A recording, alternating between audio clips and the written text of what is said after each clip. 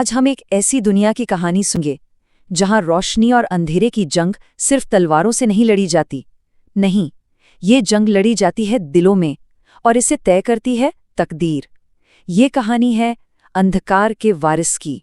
उस दुनिया में एक बहुत पुरानी कहावत है जो हवाओं में फुसफुसाई जाती है कि जब अंधेरा खून में उतर जाए तो रोशनी भी दुश्मन बन जाती है। ये सिर्फ कुछ शब्द नहीं थे, नहीं, ये एक ऐसी तकदीर थी जो पहले ही लिखी जा चुकी थी। एक ऐसी लड़की के लिए जो इस भयानक सच से पूरी तरह अनजान थी। तो हमारी कहानी की शुरुआत होती है रुद्रवन से। ये एक छोटा सा गांव था जो घने रहस्यमयी जंगलों के बीच में बसा था, दुनिया की नजरों से मानो छिपा हुआ। यहाँ के लोग बड़े शांत थे, लेकिन उनकी खामोशी के पीछे कई गहरे अनकहे राज दबे हुए थे।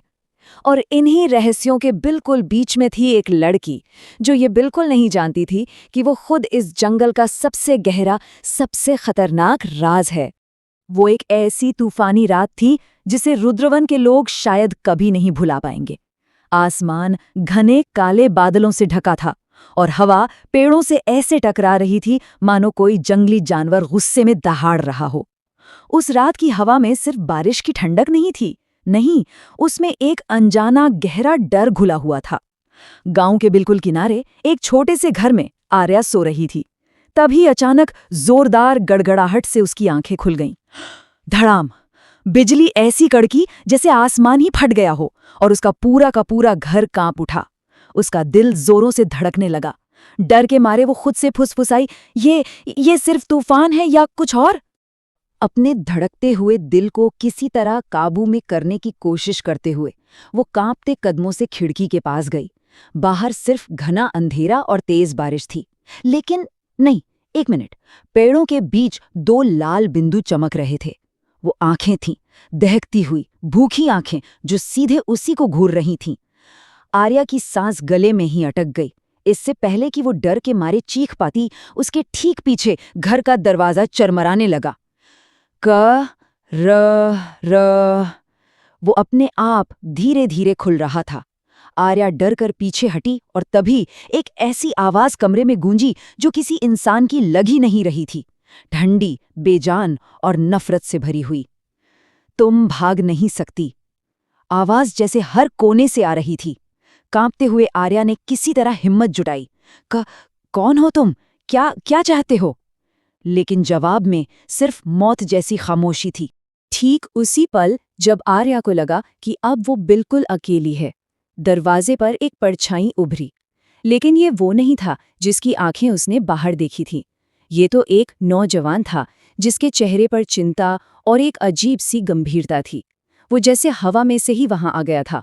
उसने आर्या की तरफ देखा और जोर से चिल्लाया, आर्या, मेरे पास ज्यादा वक्त नहीं है, यहाँ से भागो अभी। आर्या तो पहले ही डरी हुई थी, अब और घबरा गई। तुम कौन हो? ये सब क्या हो रहा है? वो नौजवान जिसका नाम विहान था उसके करीब आया। उसकी आवाज में एक अजीब सी उदासी थी। कुछ बातें न जानना ही बेहतर होता है। तुम्हें सच्चाई नहीं पता, और शायद पता भी नहीं चलनी चाहिए थी। उसने आर्या की आंखों में बहुत गहराई से देखा और फिर वो शब्द कहे जिसने आर्या की दुनिया हमेशा हमेशा के लिए बदल दी। तुम कोई साधारण इंसान नहीं हो आर्या, तुम अंधकार की वारिस हो। आर्या का दिमाग जैसे सुन्न हो गया। नहीं, ये झूठ है, मैं सिर्फ आर्या हूँ, वो जोर से चिल्लाई। लेकिन ऐसा लगा जैसे कायनात को उसकी बात पर जरा भी यकीन नहीं था। उसकी चीख पूरी भी नहीं हुई थी कि पूरा घर एक जोरदार भूकंप की तरह हिलने लगा। जमीन में बड़ी बड़ी दरारें पड़ने लगीं और उन दरारों से एक बैंगनी रंग की भयानक रोशनी बाहर निकलने लगी। और फिर देखते ही देखते धरती फट गई और एक विशाल डरावनी परछाई जमीन से बाहर आने लगी। एक ऐसा साया जो सिर्फ और सिर्फ अंधेरे और नफरत से बना था। उस परछाई का कोई चेहरा नहीं था, लेकिन उससे एक ऐसी आवाज निकली जो हवा में नहीं बल्कि सीधे आर्या के दिमाग में गूंज रही थी। एक भारी, सदियों पुरानी आवाज, आखिरकार तुम मिल ही गई, मेरी ताकत, मेरा खून। ये महाशक था, अंधकार का वो राजा जिसके बारे में लोगों ने सिर्फ पुरानी कहानियों में सुना था, और वो अपनी खोई हुई वारिस को लेने आया था। महाशक्ति के शब्द जैसे एक चाबी थी जिसने आर्या के अंदर बंद एक बहुत पुराने दरवाजे को झटके से खोल दिया। उसकी आंखों का रंग बदला और दहकते हुए लाल अंगारों जैसा हो गया। उसके हाथों से बैंगनी रंग की एक अनियंत्रित ऊर्जा की लपटें निकलने लगीं, जो उसके काबू से पूरी तरह बाहर थीं। विहान ने ये देखा और घबराते हुए चिल्लाया, नहीं, अभी नहीं, वो उसके लिए तैयार नहीं है। आर्या का शरीर धीरे धीरे जमीन से ऊपर उठने लगा, जैसे कोई अनदेखी शक्ति उसे अपनी ओर खींच रही हो। उसे बेतहाशा दर्द हो रहा था। उसे महसूस हो रहा था कि उसकी अपनी पहचान उससे छिन रही है। उसकी आवाज भी अब उसकी अपनी नहीं रही। जब उसने टूटे हुए शब्दों में पूछा, मैं कौन हूं? और इसके साथ ही उसकी चेतना गहरे अंधेरे में डूब गई।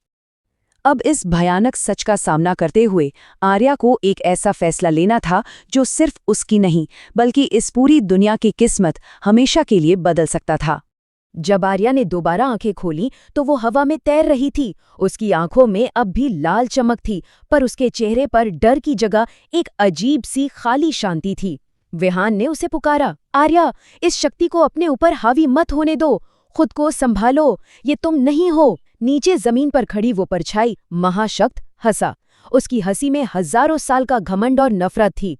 एक मामूली इंसान अंधकार को चुनौती देगा? विहान ने अपनी तलवार निकाली, जिसकी धार से एक तेज नीली रोशनी फूट रही थी।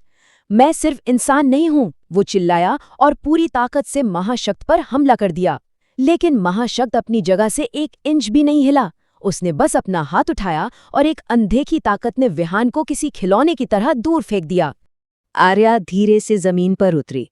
उसकी नजर घायल विहान पर थी, जो जमीन पर गिरा दर्द से कराह रहा था। विहान ने खांसते हुए कहा, तुम इससे कहीं बेहतर हो, ये तुम्हारी जगह नहीं है आर्या। एक पल के लिए, बस एक पल के लिए आर्या की आंखों में वही पुरानी मासूमियत लौटी। एक आंसू उसके गाल पर लुढ़क गया और उसकी आंखों की लाल चमक थोड़ी फीकी पड़ गई। वो असली आर्या थी, जो अंदर कहीं अब भी लड़ रही थी। लेकिन फिर उसने अपनी आंखें बंद की, एक लंबी गहरी सांस ली और जब आंखें खोलीं तो वो फिर से खाली थीं। वो महाशक्त की तरफ मुड़ी और एक ऐसे ठंडे दृढ़ स्वर में बोली जिसे विहान पहचान ही नहीं पाया, मैं तुम्हारे साथ चलूंगी। विहान का दिल जैसे बैठ गया। क्या? नहीं आर्या, तुम ये नहीं कर सकती।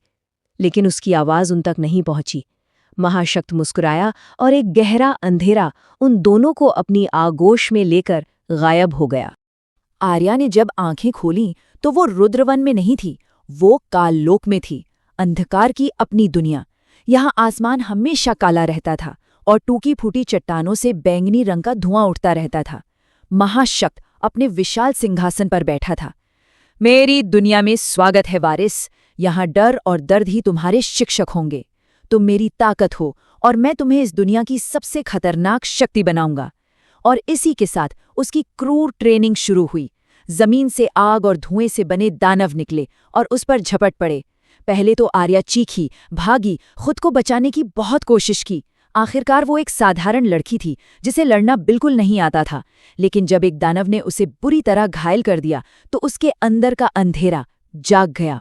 उसकी आंखें लाल हो गईं और उसके हाथों से निकली ऊर्जा के सिर्फ एक विस्फोट ने उन सभी दानवों को राख में बदल दिया। तभी अंधेरे से एक और परछाई निकली। वो राक्ष था, महाशक्त का सबसे वफादार और सबसे क्रूर शिष्य। उसने आर्या को देखकर व्यंग से मुस्कुराते हुए कहा, तो ये है हमारी नई वारिस। अभी तो इसमें बहुत डर बाकी है। देखते हैं ये कितनी जल्दी टूटती है। एक तरफ जहां आर्या अंधकार की गहराइयों में उतर रही थी, वहीं कहीं और एक छिपी हुई रोशनी वापस लड़ने की तैयारी कर रही थी। रुद्रवन के उसी जंगल में जहां सब कुछ शुरू हुआ था, विहान घायल पड़ा था। दर्द से ज्यादा उसे अपनी हार का एहसास चुभ रहा था। वो आर्या को नहीं बचा पाया। लेकिन अब उसकी आंखों में डर नहीं था, नहीं, बल्कि एक ठंडा पक्का संकल्प था। उसने खुद से कहा, मैं उसे वापस लाऊंगा, चाहे इसके लिए मुझे कुछ भी करना पड़े। उसने अपने हाथ पर बने एक पुराने निशान को देखा, एक ऐसा निशान जिसे वो हमेशा दुनिया से छुपाता आया था। अब इसे और छुपाने का कोई फायदा नहीं। जैसे ही उसने ये सोचा, वो निशान एक सुनहरी रोशनी से चमकने लगा। अब विहान की असली पहचान सामने थी। मैं सिर्फ एक इंसान नहीं, मैं प्रकाश रक्षक हूं। प्रकाश रक्षक ये कोई उपाधि नहीं थी, बल्कि एक जिम्मेदारी थी जो सदियों से एक पीढ़ी से दूसरी पीढ़ी को मिलती आई थी। एक ऐसा योद्धा जिसे प्राचीन शक्तियों ने सिर्फ एक ही मकसद के लिए चुना था, अंधकार को खत्म करना। और इस युग में वो महाशक्ति के खिलाफ दुनिया की आखिरी और एकमात्र उम्मीद था। और जब अंधकार की वारिस और प्रकाश का रक्षक दोबारा मिले तो उनकी लड़ाई सिर्फ ताकत की नहीं बल्कि दिलों की भी थी। कई महीने बीत गए। उसी जंगल में वैसी ही एक तूफानी रात में दो लोग फिर से आमने सामने थे। आर्या काल्लोक की ट्रेनिंग के बाद लौट आई थी, लेकिन अब वो डरी हुई लड़की बिल्कुल नहीं थी। उसकी शरीर पर काला कवच था और उसकी आंखों की ठंडी चमक साफ बता रही थी कि उसने बहुत कुछ देखा और सहा है। पर इस बार उसके सामने एक बदला हुआ विहान भी खड़ा था। उसके साधारण कपड़ों की जगह अब एक सुनहरा कवच था और उसके चारों तरफ एक शांत नीली रोशनी का घेरा था। उनकी नजरें मिलीं और एक पल के लिए लड़ाई, अंधकार, रोशनी सब कुछ जैसे थम सा गया। विहान ने पहले बात की, उसकी आवाज में अब भी उम्मीद थी। आर्या, तुम वापस आ सकती हो। उस अंधेरे को खुद पर कब्जा मत करने दो, अभी भी देर नहीं हुई है। आर्या के चेहरे पर कोई भाव नहीं आया। उसने एक बेहद ठंडी आवाज में जवाब दिया, जिस आर्या को तुम जानते थे वो उसी रात मर दी थी। और इतना कहते ही उसने पहला हमला किया। अंधकार की एक बैंगनी लहर तेजी से विहान की तरफ बढ़ी। विहान ने अपनी नीली ऊर्जा से एक ढाल बनाई। प्रकाश और अंधकार की टक्कर से एक ऐसा जोरदार धमाका हुआ जिससे पूरा जंगल कांप उठा। उनकी लड़ाई शुरू हो चुकी थी। वो दोनों एक दूसरे पर अपनी पूरी ताकत से हमला कर रहे थे, लेकिन लड़ाई के ठीक बीच में विहान अचानक रुक गया और उसने अपनी तलवार नीचे कर ली। उसने दर्द भरी आवाज में कहा, मैं ये नहीं कर सकता, मैं तुमसे नहीं लड़ सकता आर्या। उसके शब्द आर्या के दिल में किसी तीर की तरह लगे। एक पल के लिए उसके चेहरे का वो ठंडा मुखौटा उतर गया। उसकी आंखें फिर से सामान्य होने लगी। लेकिन तभी अंधेरे से राक्षस प्रकट हुआ और उसने अपनी काली तलवार सीधा विहान की पीठ में घूंप दी। विहान के मुंह से दर्द में सिर्फ एक नाम निकला, आह, रिया, और वो जमीन पर गिर पड़ा। विहान को जमीन पर गिरते देख आर्या के अंदर जैसे कुछ टूट गया। उसका चेहरा गुस्से और बेइंतहा दर्द से लाल हो गया। वो चीखी और उसकी अंधकार की शक्ति पहले से 100 गुना ज्यादा बढ़ गई। उसने एक ही झटके में राक्षस पर ऐसा हमला किया कि वो दूर जाकर गिरा। तभी महाशक्ति प्रकट हुआ। हाँ, यही गुस्सा चाहिए मुझे। अपने सारे जज्बातों को इस ताकत में बदल दो। लेकिन आर्या ने उसकी तरफ देखा तक नहीं। वो भागकर घायल विहान के पास गई और उसका सिर अपनी गोद में रख लिया। उसकी आंखों से आंसू बह रहे थे। उसने कांपती आवाज में कहा, मैंने ये सब तुम्हें और इस दुनिया को बचाने के लिए किया था विहान। आखिरकार उसका राज खुल चुका था। वो अंधकार की रानी बनने नहीं बल्कि उसे अंदर से ही खत्म करने गई थी। अब जब सच्चाई सबके सामने आ चुकी थी, प्रकाश और अंधकार को एक आखिरी लड़ाई के लिए एकजुट होना था। लेकिन इस जीत की एक बहुत बड़ी कीमत चुकानी थी। महाशक्त गुस्से से दहाड़ा, मेरे ही खून ने मुझे धोखा दिया। मैं तुम दोनों को ऐसी मौत दूंगा जो सदियों तक याद रखी जाएगी। विहान बुरी तरह घायल था, लेकिन वो आर्या के सहारे से उठा और उसके साथ कंधे से कंधा मिलाकर खड़ा हो गया। उसने महाशक्त की तरफ देखकर कहा, तुम ये कभी नहीं समझोगे क्योंकि तुम हमेशा अकेले थे, पर अब हम साथ हैं और यही तुम्हारी हार है। आर्या ने विहान का हाथ कसकर पकड़ लिया। उसकी अंधकार की लाल शक्ति और विहान की प्रकाश की नीली ऊर्जा एक दूसरे में मिलने लगी और दोनों के चारों तरफ एक नई स्थिर बैंगनी शक्ति का तूफान उठ खड़ा हुआ। ये देखकर महाशक्ति ने अपना असली विशाल और भयानक रूप धारण कर लिया। अंतिम युद्ध शुरू हो चुका था। आर्या और विहान ने अपनी उस मिली-जुली शक्ति को एक बिंदु पर केंद्रित किया और महाशक्ति पर अपना अंतिम सबसे शक्तिशाली हमला कर दिया। एक पल के लिए सब कुछ सफेद रोशनी में डूब गया और फिर एक जोरदार धमाका हुआ जिसने महाशक्ति को हमेशा हमेशा के लिए मिटा दिया। लेकिन जैसे ही रोशनी छंटी, विहान जमीन पर गिर गया। उसकी प्रकाश की ऊर्जा अब खत्म हो रही थी। आर्या ने उसे पकड़ लिया। विहान, नहीं, उठो! विहान ने कमजोर सी मुस्कान के साथ आर्या का चेहरा छुआ और फुसफुसाया, हमने कर दिखाया। यही कीमत थी रोशनी को बचाने की। और इसके साथ ही उसके शरीर से बची खुची रोशनी भी निकलकर हवा में विलीन हो गई।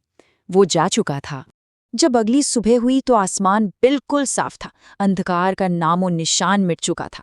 लेकिन इस बड़ी जीत में आर्या बिल्कुल अकेली रह गई थी। वो विहान के पास बैठी रो रही थी। उसे लग रहा था कि उसने इस दुनिया को बचाने के लिए अपनी अकेली खुशी भी खो दी।